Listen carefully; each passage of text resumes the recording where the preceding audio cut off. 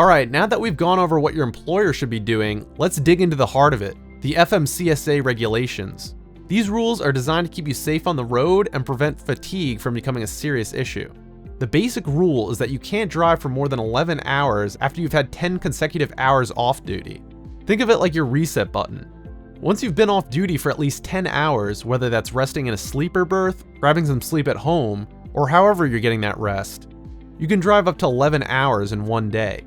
Why 11 hours? Well, studies have shown that after driving for long periods of time without substantial break, your reaction times slow down and your ability to make good decisions drops. That's why there's a limit. It's about protecting you and everyone else on the road. But it's not just about how many hours you can drive. It's about the time window you're working within. You've got a 14-hour window to get your driving done each day. This clock starts ticking as soon as you go on duty, not necessarily when you start driving. But when your shift begins, whether that's doing paperwork, loading up your truck, or whatever, once that 14 hours is up, you can't drive anymore, no matter how much of your 11-hour driving limit you've used. So say you've driven for 6 hours, taken some breaks, and you've been on duty for 14 hours. That's it.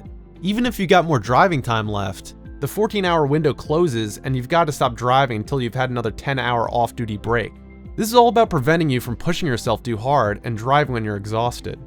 Speaking of breaks, there's a rule for that too. After you've been driving for 8 hours, you need to take a 30-minute break. This isn't optional, it's required. It's designed to give you a moment to step away from the wheel, stretch your legs, grab some food, or just clear your head before you continue.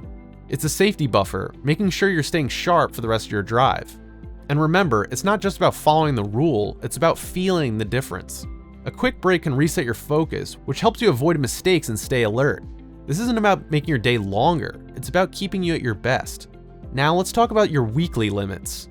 The FMCSA has rules in place to make sure you're not overworking yourself across the week. There are 2 limits here. You can't be on duty for more than 60 hours in a 7-day period or 70 hours in 8 days. Once you've hit those limits, you've got to take some time off before you can get back behind the wheel. This rule exists because fatigue builds up over time. You might feel fine after a long day, but if you keep stacking up those long days together without a proper break, the tiredness will catch up with you, and that's when mistakes happen. Now here's when things get a little flexible. The sleeper berth provision. The rules allow you to split up your required 10-hour off-duty period into chunks. If you've got a sleeper berth in your truck, you can do an 8-2 split or a 7-3 split. What does that mean? You could spend 8 hours in the sleeper and then take a 2-hour break. Or you can do a 7-3 split, as long as one of those periods is spent in the sleeper. This gives you a bit of flexibility in how you rest. But remember, the math has to add up.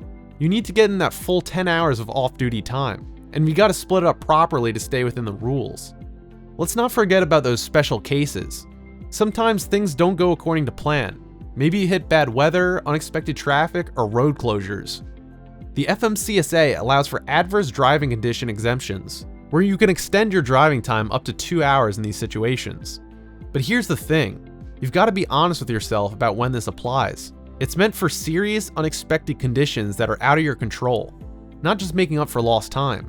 So use it when it's necessary, but don't push the limits. Logging is a critical part of staying compliant.